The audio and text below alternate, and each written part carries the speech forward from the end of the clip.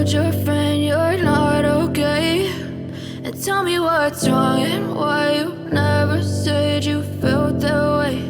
And guess you're trying to stay strong and fake a smile until I look away. But I've known you too long, it hurts to watch your blue eyes fade to gray as you fade away, as you fade away.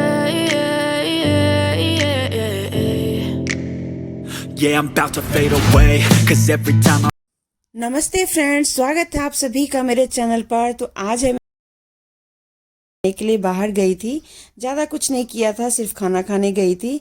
और मौसम अब कैसा हो रहा है आप लोगों को पता ही है, नहीं पता है तो मैं बता देती हूँ कि ठंडा गर्म हो रहा है। और मुझे लगता है कभी कभी मैं मौसम विभाग की कोई जानकारी दे रही हूँ, ऐसा कुछ नहीं है। थोड़ी थोड़ी गर्मी भी है, थोड़ी थोड़ी ठंडक भी है। तो इस मौसम में ना, अगर घर के अंदर आप कुछ फ्रेगनेंस रखते हैं ना, चाहे तो आप ख़रीद के रखें या घर में भी कुछ ऐसी चीज़ें कर सकते हैं। जैसे कि मैंने यहाँ पे एक छोटे से जैसे प्लांटर होता है ना, उस टाइप की एक मेरे पास ट्रे है, प्लांटर ट्रे है। तो उसमें मैंने गुलाब की पत्तियों को तोड़ के रख दिया है और नीचे मैंने थोड़ा सा पानी भी डाल दिया है जिससे कि वो ताज़ा रहे। और ऊपर मैंने बीच में एक कैंडल जला दिया है। मैं यकीन के साथ आपको कह सकती हूँ कि कुछ इस तरीके के जो भी फ्लावर जिसमें काफ़ी अच्छे मतलब उसमें खुशबू होती है ना, वो आप उसकी पत्तियों को तोड़ के रख दे जब उसको फेंकने लगते हैं तब। और उसमें ना कोई भी कैंडल वगैरह वहाँ पे आसपास में जला के रख दें, इतना अच्छा घर का माहौल हो जाता है। एक तो पॉजिटिविटी बहुत आती है और हमारा मन भी बहुत खुश होता है। तो गर्मियों में ना कुछ इस तरीके का काम आप दोपहर के टाइम पे करते हैं ना, तो मज़ा भी आता है और समय भी बहुत अच्छा व्यतीत होता है। चलिए चलते हैं और आपको दिखाते हैं थोड़ा सा बैक कैमरे से जो कैसा लग रहा है। I know you told your friend you're not okay. तो मैं और मेरी बेटी शाम के समय गए थे बाहर और गाड़ी अभी अभी सीखी है। तो गाड़ी चला के गई थी, तो वो मेरे साथ बोल रही थी कि मम्मी आप बताओ कि मैं गाड़ी कैसा चलाती हूँ। तो मैंने उसको परसेंटेज के हिसाब से मार्क्स दिए। तो कहती है अच्छा ठीक है, चलिए चलते हैं घर के अंदर। और आज दूसरा दिन है और मैं बना रही हूँ एक रेसिपी जो कि अपने किचन वाले चैनल के लिए बनाया था, तो मैंने सोचा यहाँ पर भी शेयर कर देती हूँ। तो मैं ये बना रही हूँ चावल के आटे और आलू की एक बहुत अच्छी व्रत की रेसिपी। अगर आप चाहें तो आप इसे बना करके खा सकते हैं या बिना व्रत के भी खा सकते हैं। वैसे चावल का आटा अगर आप नहीं खाते हो व्रत में, तो आप साबूदाने या सामा का चावल होता है उसको भी पीस के डाल सकते हैं। तो यहाँ पर चावल का आटा मैंने लिया है एक कटोरी, और उसके बाद इसके अंदर हम डालेंगे कुछ मसाले जैसे कि कुटी हुई हरी मिर्च, साथ में अदरक, सेंधा नमक, जीरा पाउडर और थोड़ा सा मैंने चाट मसाला का भी यूज़ किया। तो ये सारी चीज़ें डाल के, और इसमें सेंधा नमक ही डाला मैंने। अगर आप ऐसे ही खाना चाहते हैं तो नॉर्मल नमक डाल के भी खा सकते हैं। तो ये सारे मसाले डालने के बाद थोड़ा सा पानी डालेंगे। इसको पतला नहीं करना है, थोड़ा सा ही मतलब इसको घोलना है, बस मिलाना है। और चावल का आटा पानी सोख लेता है, तो इतना मिलाइए कि मतलब कि वो बहुत ज़्यादा सूखा भी नहीं रहे और बहुत ज़्यादा गीला भी नहीं रहे।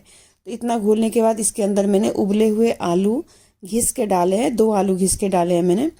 और इसके बाद इसके ऊपर से मैंने थोड़ा सा नमक और डाला, क्योंकि नमक हो सकता है कम हो जाए। और उसके बाद इसको हमने अच्छे से मिला के रख लिया। तो कुछ इस तरीके से मिला करके रख लेंगे। और ये शाम के नाश्ते के लिए बहुत ही अच्छा और टेस्टी नाश्ता है। शाम को खाएं या वैसे अगर व्रत वगैरह किया हुआ है तो उसमें भी आप खा सकते हैं। और इसकी हमें बना लेनी है छोटी छोटी टिक्की। अगर आप चीले की तरह बनाना चाहते हैं तो थोड़ा पतला कर दें, या टिक्की की तरह बनाना चाहते हैं तो मेरी तरह जैसे इसको थोड़ा सा लोई ज़्यादा बड़ा लें और इसको टिक्की की तरह इसके हथेली पे पानी लगा करके, आप चाहें तो ऑयल भी लगा करके कर सकते हैं। मैंने पानी लगा करके इसको गोल गोल थोड़ी बड़ी बड़ी टिक्की जैसी बना ली। और ये खाने में बहुत ही कुरकुरा होता है। चटनी भी आप ज़रूर बना करके रख लीजिएगा। मैंने तिल की चटनी बनाई है। अगर आप मेरी रेसिपी को देखना चाहते हैं तो आप कमेंट कीजिए, तो मैं लिंक डाल दूँगी।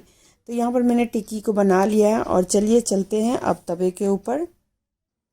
तो यहाँ पर मैंने थोड़ा सा तेल डाल के, और फ्राइंग पैन में, थोड़ी चौड़ा फ्राइंग पैन है, उसमें डाल दिया। और ये देखिए कितना सुंदर बन गया है, बहुत ही टेस्टी है, बहुत ही यमी है। तो इसको ज़रूर ट्राई कीजिएगा अपने घर में। और अगर आपको रेसिपी और भी कोई चाहिए तो ज़रूर मुझे कमेंट कीजिएगा। वीडियो आपको कहीं भी अच्छी लग रही हो तो इसे लाइक करके और इसे शेयर कर दीजिएगा। चलिए, मेरी टिक्की तो बन गई और आज मुझे करनी है थोड़ी सी क्लीनिंग।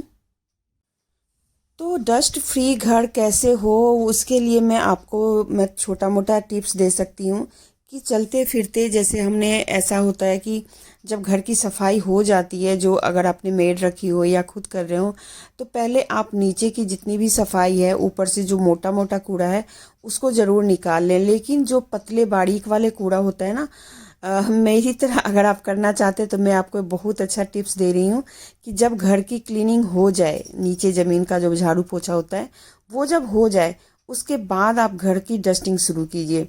उससे क्या होता है कि ना, डस्ट जो है ना, वो जिस डस्टिंग कपड़े से हम कर रहे होते हैं, जो फाइबर का कपड़ा हम ज़्यादातर हम लोग यूज़ करते हैं, तो उसमें ना वो कूड़ा लटक जाता है। तो मैं ऐसे ही करती हूँ। और आज मुझे डाइनिंग टेबल को भी थोड़ा क्लीन करना था, क्योंकि कई बार जब खाना बना रहे होते हैं ना, तो बहुत सारी चीज़ें ना डाइनिंग टेबल पे आके रख देते हैं, तो फिर धीरे धीरे वो बढ़ता चला जाता है। तो घर को क्लीन दिखाने के लिए थोड़ा सा कुछ इस तरीके के टिप्स ज़रूरी है। तो देख सकते हैं कि मैंने ज़्यादा कुछ नहीं किया और बस ऊपर से इसको हल्का सा मतलब क्लीन कर दिया है। तो बस ये साफ़ हो गया। तो इससे आपका ना घर बिल्कुल ही क्लटर्ड नहीं दिखेगा और क्लीन भी रहेगा। साथ में क्या होता है कि जो धूल होता है ना, मैंने कई बार गौर किया है कि जब आप झाड़ू पोछा करने से पहले डस्टिंग करते हैं ऊपर की, तो वो जब सफाई हो जाती है ना, तो फिर उसके बाद वो गंदा हो जाता है। तो इसलिए मैं तो हमेशा ऐसे ही करती हूँ, पहले सफाई करवा लेती हूँ, क्योंकि मैंने मेड रखी हुई है तो मेरी जो नीचे का पोछा है वो लग जाता है। उसके बाद मैं पर्दे वगैरह ठीक करके जो भी मेरे से हो पाता है उसकी मैं डस्टिंग करना शुरू कर देती हूँ। तो मैं एक दिन में ही सारी चीज़ें नहीं करती, क्योंकि मेरे से उतना मैं कर भी नहीं पाती, और क्योंकि मतलब काफ़ी सारे जगह हैं जहाँ पे आपको करना होता है। तो एक एक दिन चुन लीजिए, जैसे ही एक कमरे का हो जाए तो दूसरे कमरे का। तो आज मैं जैसे ड्राइंग रूम का कर रही हूँ, तो उसमें मैं एक एक चीज़ की क्लीनिंग करी है। जितना भी मतलब जो भी फ़ोटो फ्रेम है या अलमीराज हैं, सोफ़ा है, उन सारी चीज़ों की मैंने क्लीनिंग की है। क्लीनिंग मीन्स कि मैंने धूल को हटाया है, और धूल हटाने के लिए बस मैं एक वाइपर का यूज़ करती हूँ, जो कि हाथ में लगाती हूँ, या फिर मेरे पास एक दो और सफ़ेद कपड़ा है या एक और कपड़े हैं, तो उन सब का मैं यूज़ कर लेती हूँ। लेकिन हाँ, ये ज़रूर ध्यान रखें कि ऊपर ऊपर ही नहीं करना है, नीचे भी गंदगी, जब अलमारी के जो आप नीचे के एरिया में देखेंगे ना, तो आपको पता चलेगा वहाँ पे कितनी धूल बैठी हुई है। तो अक्सर हाँ, लोग उस एरियाज़ को छोड़ देते हैं, सोचते हैं ऊपर ही दिख रहा है जो कूड़ा वही है। ऐसा नहीं है, नीचे नीचे भी काफ़ी सारे कूड़े होते हैं। कई बार तो जब आप बोटल्स वगैरह जो रखे होते हैं, कप्स होते हैं जिनमें हम पेन, पेंसिल होल्डर, काफ़ी सारी चीज़ें रखते हैं, उन सबको अगर आप देखेंगे तो उन सब पे धूल जमी होती है, और ये रोज़ाना का काम होता है। तो एक एक कमरे का आप रोज़ का कर लीजिए, बहुत अच्छे से क्लीन होगा। हाँ, मेरे घर में ये है कि बहुत ज़्यादा सामान इधर उधर फैला नहीं रहता है, क्योंकि मेरे घर में बच्चे नहीं हैं, तो इतना फैलाने वाला काम कोई नहीं है। सोफ़ा तो मेरा ऑलमोस्ट क्लीन ही रहता है, क्योंकि मैं उसको एक बार क्लीन कर दूं तो 2-3 महीने आराम से वो चलता रहता है। हाँ, बाकी चीज़ों पे धूल आती रहती है, उसको क्लीन करना ज़रूरी होता है। तो मैं तो जब शुरू करती हूँ तो फ़ोटो फ्रेम से लेके जितने भी वॉल हैंगिंग है या जो भी चीज़ें हैं, वो सारी चीज़ें मैं एक कोने से दूसरे कोने तक उसकी डस्टिंग करती चली जाती हूँ, क्योंकि फिर एक दिन एक कमरे का निबट गया, अगले दिन किसी और कमरे का करेंगे। इससे थकावट भी नहीं होती, घर भी आपका क्लीन रहता है, साथ में आपका घर क्लीन के साथ साथ मतलब एकदम लगता है, मतलब सफाई होती है, एकदम देखने में भी अच्छा लगता है। तो देखिए कि मैं कैसे कर रही हूँ, सारे कोने कोने की मैं आज सफाई कर रही हूँ। सफाई मीन्स डस्टिंग कर रही हूँ। I know you told your friend you're not okay, and tell me what's wrong and why you never said you felt that way. And guess you're trying to stay strong and fake a smile until I look. जहाँ तक sofa cover या फिर runner या फिर हमारा जो cushion cover होता है, इन सबको बदलने की बात है, तो वो आपके ऊपर है कि आप कितने दिनों पे उसको बदलना चाहते हैं। आपका घर कितने दिनों पे पूरी तरह से ऐसे लगता है कि अब इसको क्लीन कर दे, मतलब धो देना चाहिए, वो आपके घर के ऊपर निर्भर है। क्योंकि हर एक घर का अपना अपना मतलब तरीका होता है। कई घर में बहुत ज़्यादा गेस्ट आते हैं तो सोफ़ा कवर ये सब चीज़ें बहुत जल्दी गंदी हो जाती हैं।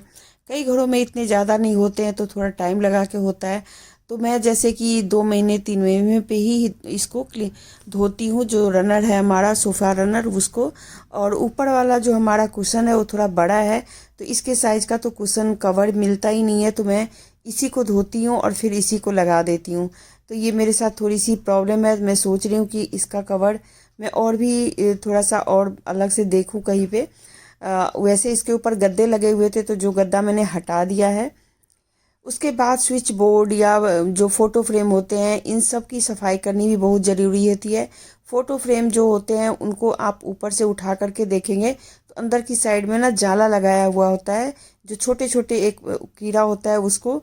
और आजकल के टाइम जैसे कि कभी भी बारिश हो जाती है, कभी भी धूप हो जाती है, तो घर के अंदर ना काफ़ी सारे ऐसे कीड़े मकोड़े भी होने का डर रहता है, चांस रहता है। तो ज़रूर देख करके क्लीन कीजिए, क्योंकि इससे बीमारियां भी काफ़ी फैलती हैं और हमें पता भी नहीं होता कि वो कीड़ा कहाँ से कहाँ जा रहा है।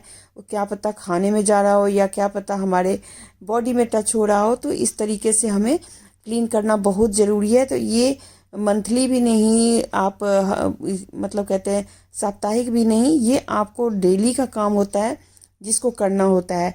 डीप क्लीनिंग वो अलग चीज़ हो जाती है। डीप क्लीनिंग में फिर सारी चीज़ों को, कपड़े वगैरह जो रनर वनर है सबको धोना होता है। लेकिन हाँ, ऐसे आप जो क्लीन करके धूल मिट्टी हटाना चाहते हैं तो कुछ इस तरीके से कर सकते हैं। तो आज की वीडियो में मैंने यही दिखाया है। आज की वीडियो अगर आपको कहीं पे भी अच्छी लग रही हो तो प्लीज़ एक लाइक करके शेयर कर दीजिएगा। और मैं ऐसे ही कोने कोने घूम करके सबकी डस्टिंग करी, और एक हाफ कमरा हो जाता है फिर दूसरे कमरे की शुरू कर देती हूँ। तो इससे आपका घर काफ़ी साफ़ सुथरा और सुंदर सा दिखता है।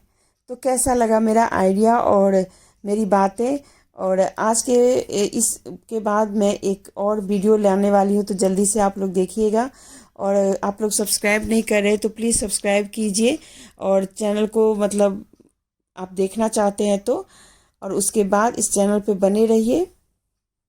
सफाई करने के बाद कुछ कबाड़ निकले थे जो कि कुछ कुछ चीज़ों के आए थे, तो मैंने सोचा चलो इसका DIY कर लेती हूँ। लेकिन ऐसा हुआ कि जब भी मैं DIY करने लगी तो मेरी तबीयत थोड़ी सी ख़राब सी लगी, और फिर मैं इस काम को यहीं पे छोड़ के और फिर मैं चली गई सोने के लिए, क्योंकि मुझे कुछ अच्छा नहीं लग रहा था। और उसके बाद अब देखते हैं कि इसको मैं अगले वीडियो में आपको दिखाऊंगी कि मैंने क्या बनाया। कुछ बहुत ही ख़ास चीज़ें बनाई है जो कि आप देखेंगे तो आपको भी पसंद आएगा। तो आज मैं दिखाते दिखाते ही मेरी तबीयत थोड़ी ख़राब हो गई थी, तो ये वीडियो को मैं यहीं पे अब लास्ट कर रही हूँ। फिर मिलती हूँ अगले वीडियो के साथ। और यहाँ पे बहुत सारी चीज़ें हैं, लेकिन सारी चीज़ें नहीं बनाऊँगी, कुछ चीज़ें इसमें से बनाऊँगी। तो फिर बने रहिए और मिलते हैं अगले वीडियो के साथ। तब तक के लिए खुश रहिए, मस्त रहिए।